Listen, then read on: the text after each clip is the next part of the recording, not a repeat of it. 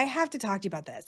And this is going to be like a tough dive for people because Miranda and I were trying to figure out how to talk about this with people who are not following this because this is very dense. So the first thing I want to say is there's a Wall Street Journal article that just came out yesterday talking about the MAGA rights anti-Semitism problem. And in it talks about how there are many prominent figures in the MAGA movement that are displaying inconsistent responses to anti-Semitism. They may swiftly condemn anti-Semitic remarks from the left, but are far more reluctant to speak out when anti-Semitic tropes or associations emerge on their own. The article contends that the failure to do so undermines the conservative movement's credibility. This is after the catalyst for this was Tucker Carlson interviewing. I don't even know how to talk about Nick Fuentes. He's a host and a neo-Nazi, I believe, like an actual neo-Nazi. Very, very alt-right podcaster guy in his parents' basement. Maybe he's got money now. He's got his own place, and he's got a show that's just kind of crazy where he spouts off about very like hard anti-feminism, anti-women, like very anti-black, anti-Muslim, anything that's not like white boy stuff. So just to give a few quotes and then we're going to show a clip. And again, this is just so for people that aren't as online as we are, they get a better understanding of this. He's said stuff about, it's always black people in my neighborhood. I'm supposed to be mad at Hitler. Chicago, if that helps everybody set a parameter for context. Stuff about raping women, like extremely racist by anybody's standard. This is not me being like sensitive. But I just want to show this clip really quick of Tucker Carlson and Nick Fuentes' interview number 5, please. If everything is inherited, then there's no hope for the continuation of America. Mm-hmm. Do you see that? Yeah, I don't think it's genetically inherited. And what you're saying about putting aside the tribal interest for the corporate interest, that's absolutely the case. And that's the only way the country's going to stay together. Exactly. And that's my concern. And I absolutely agree with you. I would say, though, that the main challenge to that, a big challenge to that, is organized Jewry in America. I don't think Bill Ackman is capable of that. I don't think Sheldon Adelson is capable of that. I don't think Yoram Hazony is capable of that, for that matter. And many other, on the right and the left. And I see Jewishness as the common denominator. And you're right. It's not all Jewish people feel the same way. No one would say that, but that does seem to be the common denominator. And I just feel like it needs to be called out explicitly. And I like what you said the other day. If you're serving in another country's military or have dual citizenship, you really can't be a part of this project. Well, that's an easy one. The project they're referring to is America First. Okay, so also just to add on to this, to make this even weirder, the Heritage Foundation, for people that don't know, it's arguably the most influential right-wing think tank in America. They infamously came up with Project 2025. So for some reason, Kevin Roberts, who's the president of the Heritage Foundation, came out with a video where he defended Tucker Carlson from, quote, the venomous coalition attacking him. So that's me. I'm the venomous that's me. I'm the venom. So are you, Miranda. We're all venom here. I got to get some kind of t-shirt made. Venomous he continued women. to say, I disagree and even abhor the things Nick Fuentes says, but canceling him is not the answer. If Carlson can maintain support after talking to Fuentes, so can others.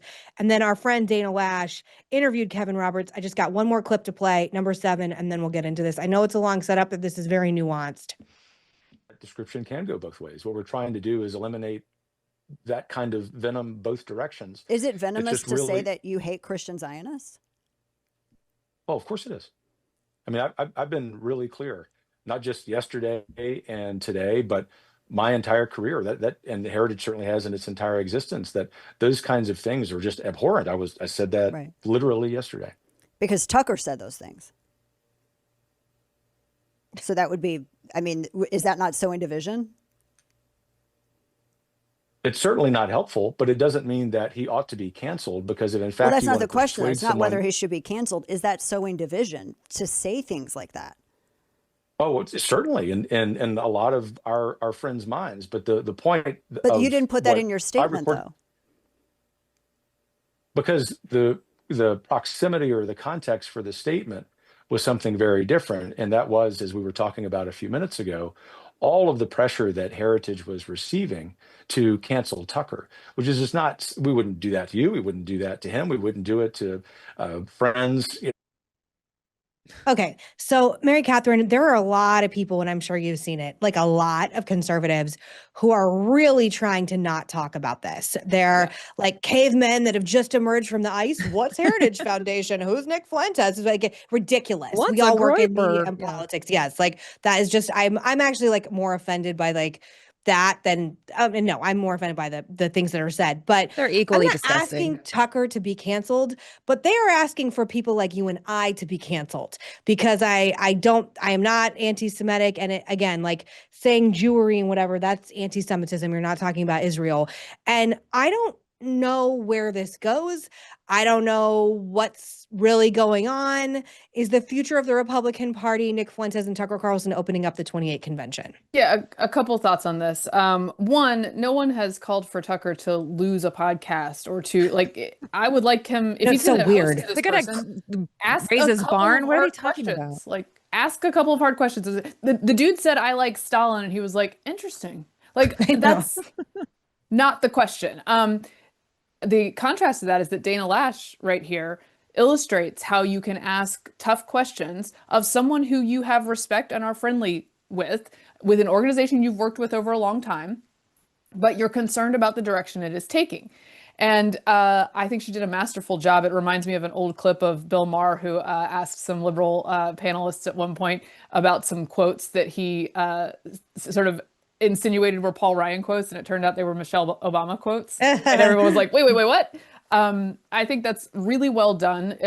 What she does is she crystallizes the fact that in this idea that Roberts has of the right as a coalesced movement, Tucker's allowed to say whatever he wants, but we're not allowed to say that, interviewing Nick Fuentes is probably not good, right? And that's not a fair formulation.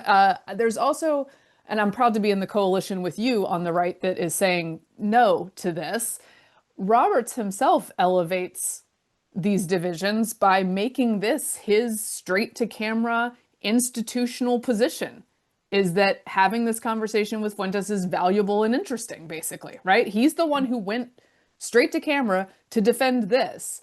And a lot of Heritage employees, by the way, are like, yeah, I'm not here for it. And they were publicly tweeting that.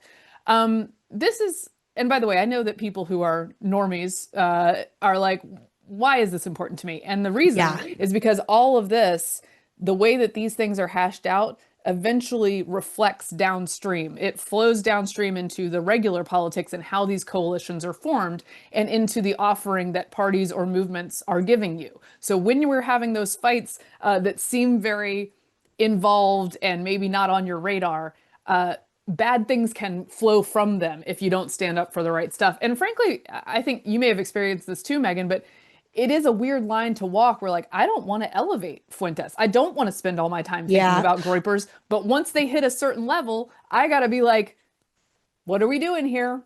What are we doing? Well, we went back and forth whether to do this topic, like even last week when it happened. And we were like, same thing. Like, I don't want to elevate this, but I'm also like, this has hit such a fever pitch in our industry. And I think the point you're making is so important that at a certain point, it is reaching our world right now. It's going to reach your world really soon, because I just don't think these two things can subsist in the same space. And part of the problem is if you come out against this, like, and by the way, the other side is the biggest bunch of little bitch snowflakes. Any criticism of Tucker or anyone, everyone's having a nervous breakdown, but he can call all of us venomous, the venomous coalition, that I'm ruining the world, that Ted Cruz and Mike Huckabee, who is like a lovely pastor from Arkansas, is like, they're the problem in the country. Like, I'm sorry if I just don't agree with that. And the reaction is just like, especially like for, the people like you and me, Mary Catherine, I mean, my mentions are just like a dumpster fire from hell. And it's like, you're a horrible person or whatever. But I also feel like a lot of these people maybe have never actually been in real life campaigning for a candidate in a swing state.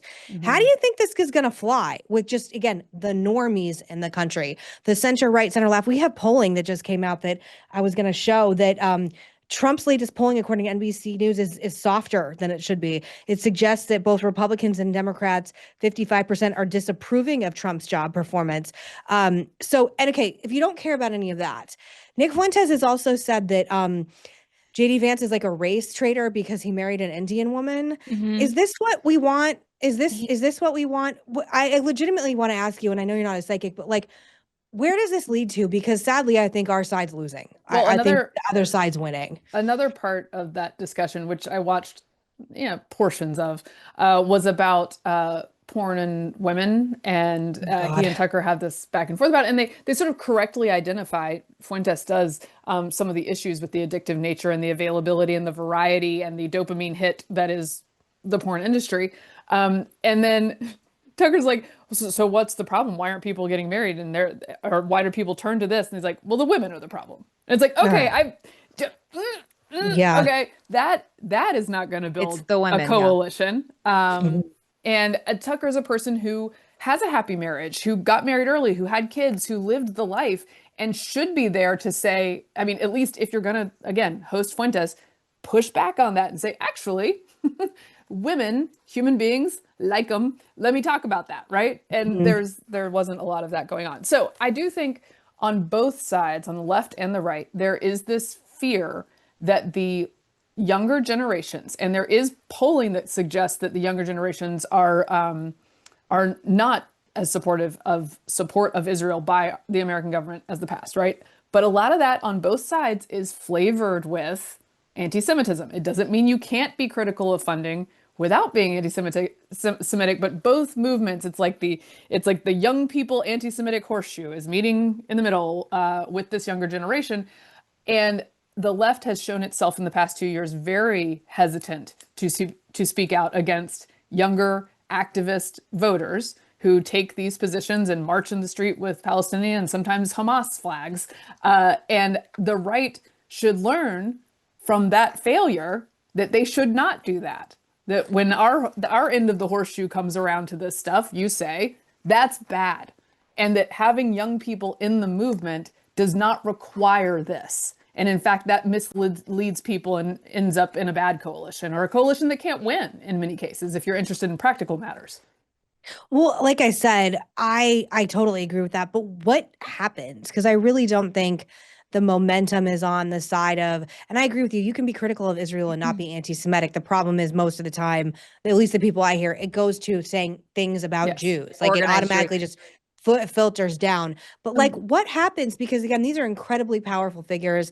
Heritage Foundation, Tucker, like I can do a whole long list of all these people. Nick Fuentes had a very famous publicized meal with Kanye West and President Trump just a couple of years ago. So I mean, even the administration doesn't disavow this guy. What can be done? I don't think that's fair. They did. Trump said that he didn't know who he was having dinner with, and Trump is the most pro-Israel president of my lifetime. I'm just going to push back on that a little bit. So I'm going to say though, but this is an opportunity for Trump to be loudly anti these messages, right? Because he's very proud of his accomplishments working with Netanyahu and working to defeat the 7-front war that Israel is in and allowing that to happen, the Iranian stuff, like these are things he's actually proud of. He is a good model for occasionally giving Netanyahu a brushback, but also not being an anti-Semite, right? Trump is that. I do think there is Heritage having done this and gotten, let's say it was a trial balloon of this type of messaging. I think they got quite a bit of blowback on the first attempt at it, which I think is, I don't want to be too optimistic, but is more optimistic than my having watched the left for the last 2 years. So if I may think that this was the first attempt at trying to normalize him or elevate his platform to a more regular normie. Yeah. Well, there have been consequences. Day-to-day. Yeah, there have been consequences for Roberts, whose chief of staff apparently has been moved within the organization, whose several, I think a board member, staffers have been outspoken and or resigned from their associations with the Heritage Foundation. So the fact that there are actual real consequences happening is somewhat optimistic to me. But yeah, I think this is a place where Trump himself can be like, those aren't my people. They keep talking about me not accomplishing things when I'm accomplishing things. And that should get to, that's how you get to Trump, right? Is is his pride and his accomplishments.